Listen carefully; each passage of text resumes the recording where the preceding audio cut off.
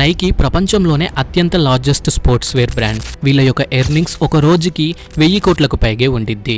And Ronaldo లాంటి world class players వీళ్ళ products ని యూస్ చేస్తారు. కానీ మీరు ఇది నమ్మగలరా? ఒక ఫెయిల్డ్ అథ్లెట్ నైకీని బిల్డ్ చేశాడు అంటే. అండ్ ఇంకా బిజినెస్ స్టార్ట్ చేసిన మొదట్లో షూస్ ని కార్ డిక్కీలో పెట్టి సెల్ చేసేవాడు. ఈ స్టోరీ నైకీస్ యొక్క ఫౌండర్ అయిన ఫిల్ నైట్ ది. ఫిల్ నైట్ 1938లో అమెరికాలోని పోర్ట్లాండ్ అనే టౌన్ లో పుట్టాడు. చిన్నప్పటి నుండి ఇతను చాలా ఫాస్ట్ గా రన్ చేసేవాడు. అండ్ అతని లైఫ్ టైం డ్రీమ్ వచ్చేసి ఒక గ్రేట్ అథ్లెట్ అవ్వాలి అని. స్కూల్ డేస్ లో అలాగే కాలేజ్ డేస్ లో కూడా రన్నింగ్ చేయడం కోసం ఎంతగానో హార్డ్ వర్క్ చేసేవాడు. ఇంకా ఎన్నో మెడల్స్ ని కూడా గెలుచుకున్నాడు. రన్నింగ్ చేస్తూనే మరోవైపు ఫిల్ ఎడ్యుకేషన్ ని కూడా బ్యాలెన్స్ చేసేవాడు.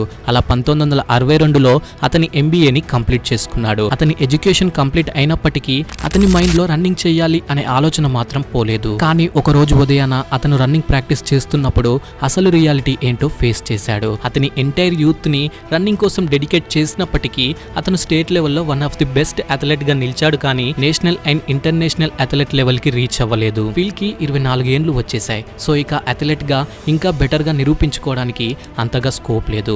అలా ఆ రోజు మార్నింగ్ ఆలోచిస్తూ ఎంతో బాధగా అథ్లెట్ కెరియర్ కి ఇది ఎండ్ అని యాక్సెప్ట్ చేయడం స్టార్ట్ చేశాడు. అలా అతని డ్రీమ్ ని ఫుల్ఫిల్ చేసుకోవడంలో ఫెయిల్ అయ్యాడు. కానీ అతని మైండ్ లో ఒక ఆలోచన ఉండేది, స్పోర్ట్స్ కి రిలేటెడ్ గా ఏమైనా చెయ్యాలి అని. ఎందుకంటే అది అతని స్పోర్ట్స్ కి దగ్గరగా ఉంచుతుంది అని బిలీవ్ చేసేవాడు. అయితే ఫిల్ కూడా ప్రతి రన్నర్ లాగానే అతని షూతో ఎంతో కనెక్ట్ అయి ఉండేవాడు. అలా అతను షూ బిజినెస్ ని స్టార్ట్ చేద్దామని డిసైడ్ అయ్యాడు. ఫిల్ షూ బిజినెస్ ని స్టార్ట్ చేద్దాం అనుకున్నప్పుడు అతను తన MBAలో చేసిన కొన్ని రీసెర్చెస్ అతనికి గుర్తుకు వచ్చాయి. అయితే అతను ఆ రీసెర్చ్ లో ఏం తెలుసుకున్నాడు అంటే జపాన్ కి చెందిన కెమెరా కంపెనీస్ వారి ఇంప్రూవ్డ్ క్వాలిటీ అండ్ లో ప్రైస్ కారణంగా అమెరికన్ మార్కెట్ ని డిస్టర్బ్ చేస్తున్నాయని. అయితే ఇక్కడ క్వశ్చన్ ఏంటంటే అతని రీసెర్చ్ ఆధారంగా జపనీస్ షూస్ కూడా USA షూస్ మార్కెట్ ని సిమిలర్ గా డిస్టర్బ్ చేయగలవా? అండ్ ఆ టైంలో బిగ్గెస్ట్ కంపెనీస్ అయిన అడిడాస్ అండ్ పూమా లాంటి కంపెనీస్ ని ఓవర్టేక్ చేయగలదా? కాలేజ్ ప్రాజెక్ట్ బేసిక్స్ పై ఆశలు పెట్టుకొని బిజినెస్ స్టార్ట్ చేయడం అన్నది ఒక పెద్ద రిస్కే.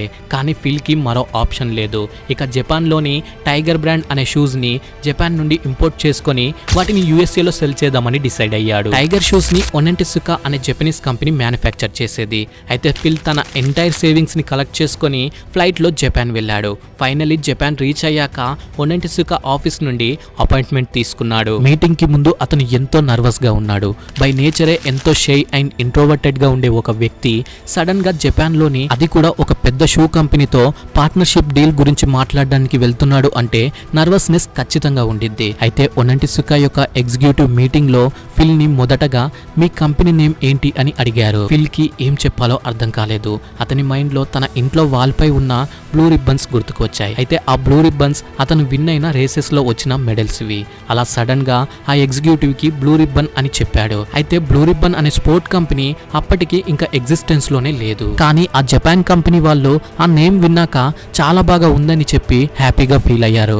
అలా మీటింగ్ జరుగుతున్నప్పుడు ఫిల్ తన కాలేజ్ ప్రాజెక్ట్ లో గెయిన్ చేసుకున్న నాలెడ్జ్ తో ఒనెంటిసుకా ఎంప్లాయీస్ ని చాలా బాగా ఇంప్రెస్ చేశాడు. అలా వాళ్ళు బ్లూ రిబ్బన్ కంపెనీయే మా టైగర్ షూస్ ని అమెరికాలో అమ్మాలి అని డీల్ ని కుదుర్చుకున్నారు. ఫిల్ వాళ్ళకి అడ్రస్ ఇచ్చి అక్కడికి టైగర్స్ యొక్క ట్రైనింగ్ షూస్ శాంపిల్స్ పంపమని చెప్పాడు. డీల్ సెట్ అయ్యాక ఫిల్ హ్యాపీనెస్ కి హద్దే లేదు. ఇక అతను షూ శాంపిల్స్ కోసం జపాన్ కంపెనీకి మనీ ఇచ్చి అమెరికాకు రిటర్న్ అయ్యాడు. అమెరికాకు వచ్చాక 4 నెలలు గడిచింది.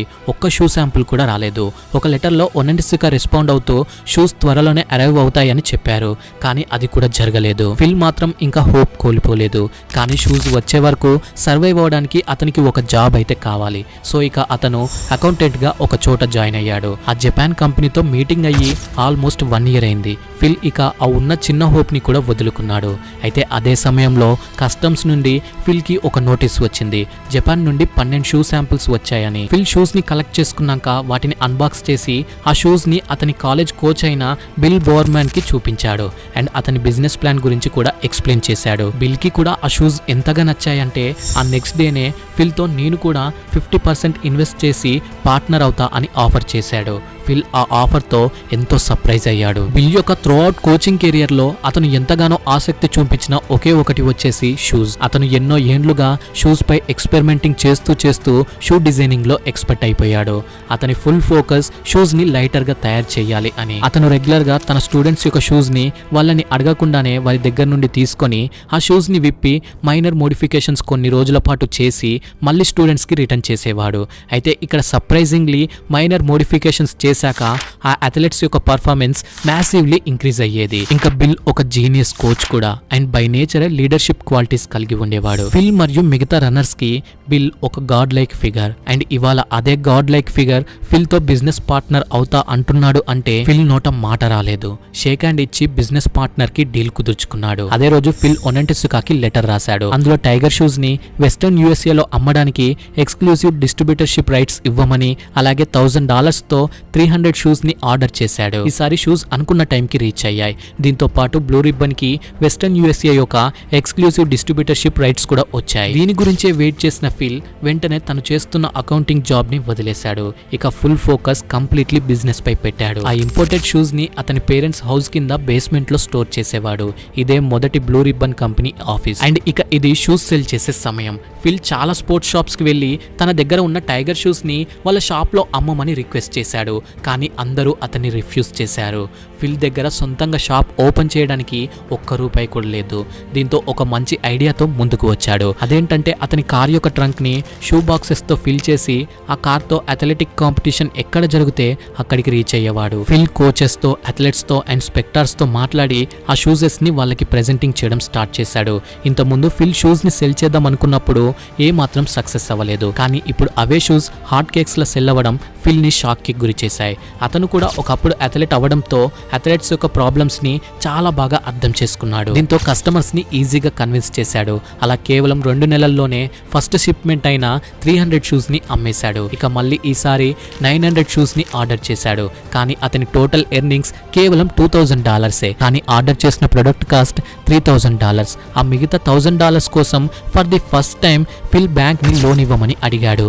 అయితే బ్యాంక్ బ్లూ రిబ్బన్ యొక్క బిజినెస్ ని చూసి లోన్ ని అప్రూవ్ చేసింది. అలా ఫిల్ ఎంతో హ్యాపీగా ఫీల్ అయ్యాడు. దీంతో పాటు ఇంకా ఒక మంచి ట్రస్టెడ్ పార్ట్నర్ అయిన బిల్ బోర్డ్మ్యాన్ ఉండటంతో మార్కెట్ లో వాళ్ళు ఏ ప్రొడక్ట్ తెచ్చినా ఈజీగా సెల్ అవుతున్నాయి. అంతా మంచిగా వెళ్తుంది అనుకునే సమయంలోనే ఈ కథలో ఒక ట్విస్ట్ అయితే వచ్చింది. ఫిల్ కి ఒక రెస్లింగ్ కోచ్ నుండి లెటర్ వచ్చింది. అందులో రెస్లింగ్ కోచ్ ఏమని రాశాడు అంటే, నేను ఇంతకుముందే జపాన్ లో ఒనంటిసుకాతో మీటింగ్ కంప్లీట్ చేసుకుని వచ్చా అండ్ ఒనంటిసుకా నాకు వారి యొక్క tiger shoes whole American exclusive distribution ships rights ఇచ్చింది అని క్లెయిమ్ చేస్తూ రాశాడు. ఆ కోచ్ ఫిల్ ని టైగర్ షూస్ బిజినెస్ ని ఇమీడియట్లీ స్టాప్ చేయమని ఆర్డర్ వేశాడు. ఫిల్ బిజినెస్ స్టార్ట్ చేసి కేవలం 2 నెలలే గడిచింది. ఇంతలోనే క్లోజ్ చేయమని లెటర్ వచ్చింది. ఫిల్ వెంటనే క్లారిఫికేషన్ కోసం ఒనంటిసుకాకి ఒక లెటర్ రాశాడు. కానీ వాళ్ళ నుండి ఎలాంటి రెస్పాన్స్ రాలేదు. అసలు విషయం ఏంటో తెలుసుకోవడానికి ఫిల్ జపాన్ కి వెళ్ళాడు.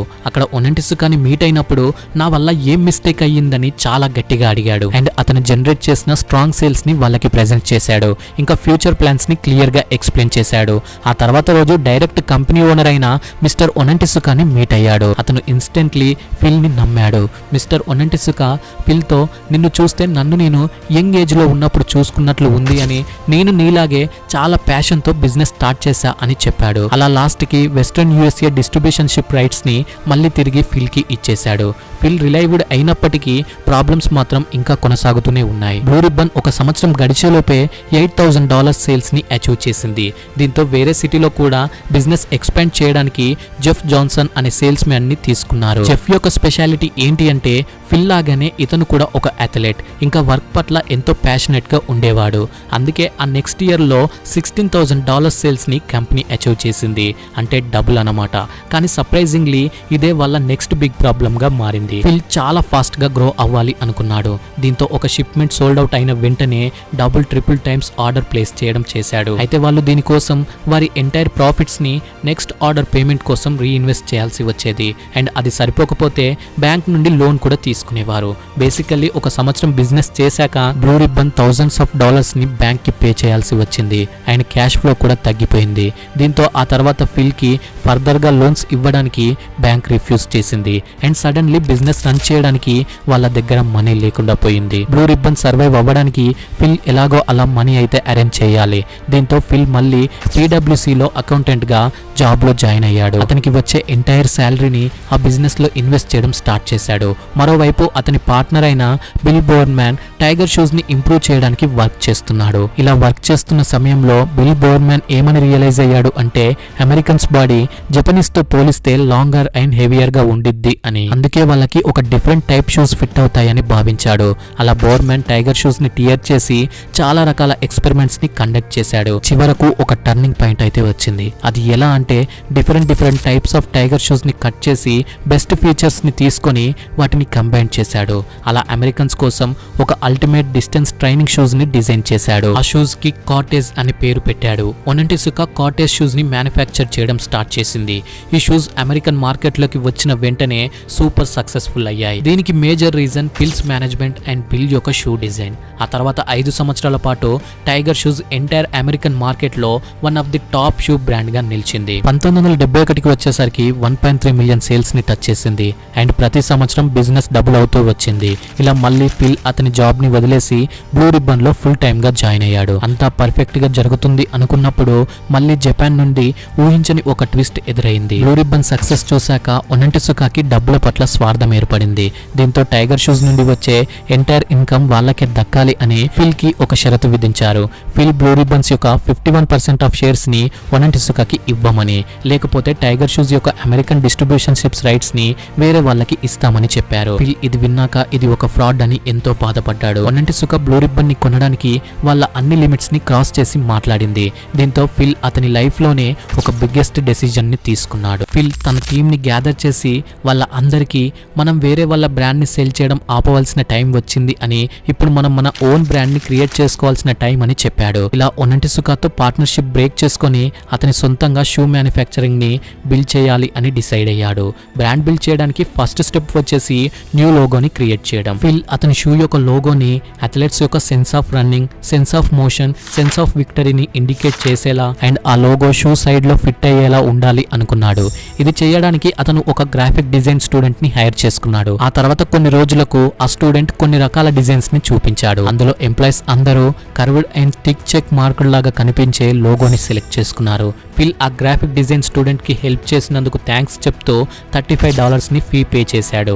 లోగో సెలెక్ట్ చేసుకున్నాక సెకండ్ స్టెప్ వచ్చేసి బ్రాండ్ యొక్క నేమ్ ని చూస్ చేసుకోవడం. ఎంప్లాయీస్ చాలా రకాల పేర్లను లైక్ ఫాల్కన్, డైమెన్షన్ 6 లాంటి చాలా నేమ్స్ ని సజెస్ట్ చేశారు. కానీ కంపెనీ యొక్క ఫస్ట్ సేల్స్ మ్యాన్ అయిన జెఫ్ జాన్సన్ ప్రతి ఒక్కరికి తన లాస్ట్ నైట్ డ్రీమ్ లో ఒక మంచి నేమ్ చూసా అని, అది నైకీ అని చెప్పాడు. గ్రీక్ లో గాడ్నెస్ ఆఫ్ విక్టరీని నైకీ అని అంటారు అని చెప్పాడు. ఇలా అందరూ ఈ నేమ్ సూటబుల్ అని యాక్సెప్ట్ చేశారు. నేమ్ చూస్ చేసుకున్నాక ఫిల్ థర్డ్ పార్టీ మ్యానుఫ్యాక్చరర్స్ ని షూస్ తయారు చేయడానికి హైర్ చేసుకున్నాడు. నైకీ వాళ్ళకి డిజైన్ సెండ్ చేసింది. ఇక షూ మ్యానుఫ్యాక్చరింగ్ స్టార్ట్ అయింది. ఫైనల్లీ 30 మే 1971 లో officially Nike brand shoes world wide గా లాంచ్ చేశారు. కానీ ఇవాళ నైకీ గురించి తెలిసినట్లుగా ఆ టైంలో ఏ ఒక్కరికి తెలియదు. ఇంకా మార్కెట్ లో Adidas, Puma and tiger shoes లాంటి ఎస్టాబ్లిష్డ్ బ్రాండ్స్ నైకీకి బిగ్గెస్ట్ కాంపిటీటర్స్. ఇక్కడ ఒక కొత్త బ్రాండ్ సర్వైవ్ అవ్వడం చాలా కష్టం. అందుకే ఫిల్ నైకీని మార్కెటింగ్ చేయడానికి ఒక స్ట్రాటజీని యూజ్ చేశాడు. 1970s లో రన్నర్స్ ని చూసినట్లయితే ఒక బెస్ట్ అథ్లెట్ ఏ షూ అయితే వేసుకుంటాడో సేమ్ ఆ బ్రాండ్ షూయే వాళ్ళు కూడా తీసుకోవాలని చూసేవాళ్ళు. కాబట్టి నైకీ ఆ టైంలో బెస్ట్ రన్నర్ అయిన స్టీవ్ తో నైకీ షూస్ వేసుకొని పార్టిసిపేట్ చేస్తే యాన్యువల్లీ $5,000 ఇస్తామని చెప్పి ఒక డీల్ ని కుదుర్చుకొని నైకీ బ్రాండ్ ని ప్రమోట్ చేయించారు. ఇలాంటి స్ట్రాటజీస్ యూజ్ చేస్తూ కొన్ని రోజుల్లోనే one of the top brand గా నైకీ ఎదిగింది. ఫిల్స్ యొక్క సెకండ్ స్ట్రాటజీ వచ్చేసి అతని సేల్స్ టీమ్ ని స్ట్రాటజికల్ గా చూస్ చేసుకునేవాడు. నైకీ ఎల్లప్పుడూ ఎలాంటి వాళ్ళని హైర్ చేసుకునేది అంటే ఎవరైతే అథ్లెట్స్ అవుదాం అనుకున్నారో లేదా అథ్లెట్స్ పట్ల ప్యాషనెట్ గా ఉంటారో వాళ్ళని సెలెక్ట్ చేసుకునేది. ఇలా ఎందుకు అంటే మోస్ట్లీ నైకీ యొక్క కస్టమర్స్ అథ్లెట్సే కాబట్టి ఇలా వాళ్ళు అథ్లెట్స్ యొక్క ప్రాబ్లమ్స్ ని అండ్ నీడ్స్ ని ఈజీగా అర్థం చేసుకుంటారు అని.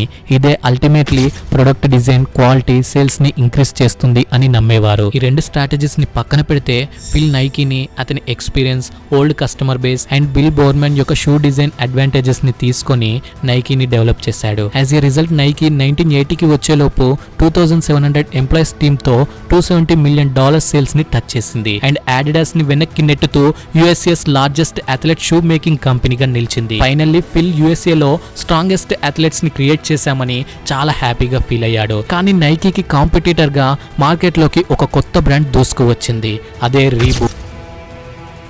నైకీస్ యొక్క మెయిన్ ఫోకస్ ఎల్లప్పుడూ స్పోర్ట్స్ కోసం బెస్ట్ షూస్ తయారు చేయాలని ఉండేది. లుక్స్ అండ్ స్టైల్ పై ఎప్పుడు ఫోకస్ చేయలేదు. కానీ 1980s లో fashion trend and athletic shoe యొక్క టేస్ట్ లో ఒక మేజర్ చేంజ్ వచ్చింది. జనాలు strong and better performing shoe కాకుండా అది ఎంతవరకు స్టైల్ గా ఉంది అని చూడడం మొదలు పెట్టారు. ఈ గ్యాప్ ని ఫిల్ చేస్తూ రీబుక్ మార్కెట్ లోకి ఫ్యాషనబుల్ అండ్ ట్రెండీ షూస్ ని తీసుకువచ్చింది. ఈవెన్చువల్లీ కస్టమర్స్ నైకీని వదిలి వెళ్లడం స్టార్ట్ చేశారు. కంపెనీ మొదటిసారి లాసెస్ లోకి వెళ్ళింది. దీంతో కొంతవరకు ఎంప్లాయీస్ ని కూడా లే ఆఫ్ చేయాల్సి వచ్చింది. 1986 లో రీబోక్ నైకీని తొక్కేస్తూ బిగ్గెస్ట్ అథ్లెటిక్ షూ కంపెనీగా ఎదిగింది. నైకీ సర్వైవ్ అండ్ గ్రో అవ్వడానికి చాలా త్వరగా ఏదో ఒక మ్యాజికల్ థింగ్ చేయాలి అని అండ్ ఈ రీజన్ వల్లే నైకీ ఒక మ్యాజికల్ బాస్కెట్ బాల్ ప్లేయర్ ని తీసుకుంది. అది మరెవరో కాదు, మైకల్ జార్డన్. మైకల్ జార్డన్ కూడా ఆ సమయంలో ఎదుగుతున్న ఒక మంచి ప్లేయర్. ఫిల్ ముందుగానే పసిగట్టాడు అతను గ్రేట్ అండ్ లెజెండరీ ప్లేయర్ అవుతాడు అని. నైకీ మైకల్ జార్డన్ ని బ్రాండ్ అంబాసిడర్ గా సైన్ చేయించుకుంది. ఇంకా ఆ తర్వాత నైకీ మైకల్ జార్డన్ లోని నేమ్ తో బాస్కెట్ బాల్ స్నీకర్స్ అయిన ఎయిర్ జార్డన్స్ ని లాంచ్ చేసింది. ఎయిర్ జార్డన్ షూస్ రాకముందు వరకు కూడా basketball shoes boring and ఆర్డినరీగా ఉండేవి. కానీ Air Jordan basketball shoes trend ని bold colours and stylish designs తో చేంజ్ చేసింది. ఎయిర్ జార్డన్ ఒక హిస్టారికల్ షూ గా మారిపోయింది. హోల్ వరల్డ్ కి స్నీకర్ కల్చర్ ని ఇంట్రడ్యూస్ చేసింది. మైకల్ జార్డన్ కూడా అదే టైంలో రైజ్ అవ్వటం, ఇంకా మైకల్ నైకీ షూస్ ని ప్రమోట్ చేయడానికి గేమ్ ఆడుతున్నప్పుడు నైకీ షూసే వేసుకునేవాడు. దీంతో పాటు నైకీ మైకల్ తో యాడ్స్ ని షూట్ చేసి వాటిని రిలీజ్ చేసేది. ఈ కారణం చేతే air Jordan style and performance కలిగి ఉన్న ఒక పవర్ఫుల్ షూ గా నిలిచింది. ఎయిర్ జార్డన్స్ ని లాంచ్ చేసిన ఫస్ట్ ఇయర్ $100 మిలియన్ వర్త్ కలిగిన షూ ని నైకీ సెల్ చేసింది. అండ్ ఫైనల్లీ నైకీ రీబుక్ ని ఓవర్కమ్ చేసి టాప్ పొజిషన్ లోకి వచ్చేసింది. ఈ సక్సెస్ ని చూసాక నైకీ తిరిగి వెనక్కి చూడలేదు. 1990s లో నైకీ గ్లోబల్లీ ఎక్స్పాండ్ అయింది. అండ్ ఇంకా షూజే కాక ఇతర స్పోర్ట్స్ వేర్ లోకి కూడా ఎంటర్ అయింది. అండ్ ఇవాళ నైకీ 12 crore రూపీస్ వాల్యుయేషన్ కలిగి ఉన్న world's largest sports wear brand గా నిలిచింది. ఫిల్ అండ్ నైకీస్ జర్నీ చాలా అద్భుతమైనది. ఈ జర్నీ నుండి మనం నేర్చుకోవాల్సిన most important lesson execution. Phil తన షూ డాగ్ అనే బుక్ లో ఇలా let everyone call your idea crazy, just keep going, don't stop, don't even think about stopping until you get there అని చెప్పాడు. ఫ్రెండ్స్, మీకు కూడా ఒక ఐడియా ఉంటే దాని పట్ల ఎంతో ప్యాషనెట్ గా ఉండి క్యాల్కులేటెడ్ రిస్క్ ని తీసుకొని మీ ప్లాన్ ని ఎగ్జిక్యూట్ చేసుకుంటూ వెళ్ళండి. ఎట్ సమ్ పాయింట్ రిజల్ట్ అదే వస్తుంది. నైకీ యొక్క ట్యాగ్ లైన్ కూడా అదే, జస్ట్ డూ ఇట్.